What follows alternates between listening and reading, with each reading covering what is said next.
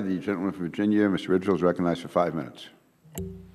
Thank you, Mr. Chairman. And Secretary Napolitano, thank you for being here, and Director Leiter.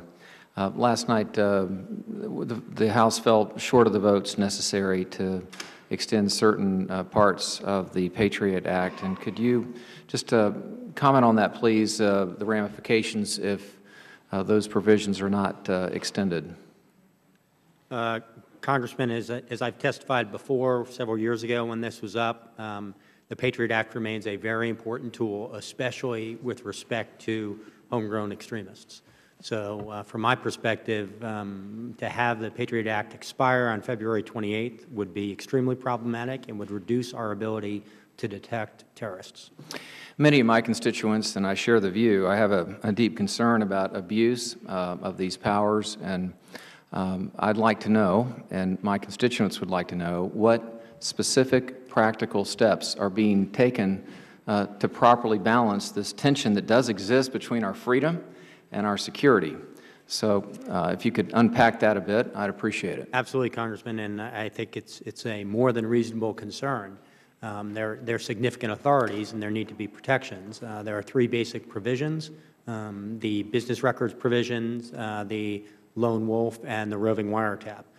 First of all, I would say that in almost all cases there are very, very similar tools already being used in the criminal context. But in fundamentally all of these provisions, there's a rigorous set of oversight, both within the executive branch, but also through the FISA court, the Foreign Intelligence Surveillance Act court. So in the case of business records, a showing has to be provided to the FISA court of the appropriateness of the order, and they then also can do oversight of those records and the like. So I think this is, in the words of Ronald Reagan, this is trust and verify. It is trusting that we will do it right, but then it is verifying that we are doing it right through independent means such as the FISA court. And are there examples within the Department where you've identified an abuse, where an employee has abused his or her power, and you've actually taken action? And Congressman, I apologize. I'm not quite the right witness for that. I'd really have to defer to the Department of Justice. I know in other contexts, NCTC has had situations where, for example, U.S. person information was not protected to the way we expected to and required.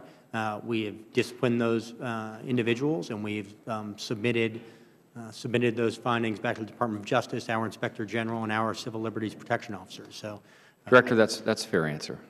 I have the privilege of representing Virginia's 2nd District, home to a beautiful port, entrance to the Chesapeake Bay, and so port security is a great concern to me. And I noticed that, again, it wasn't really listed in the opening statement as a high-level concern. So please address where on the order of threat assessment does port security come in? I'll take that one. Thank you. Representative, again, it was not in the statement because of the title of the hearing and what we thought the scope of the hearing was, but port security is keenly important for a whole number of reasons. It's our ports are where around our ports are where we have a lot of our chemical facilities. The safety of containers bringing cargo into the United States and how they are handled.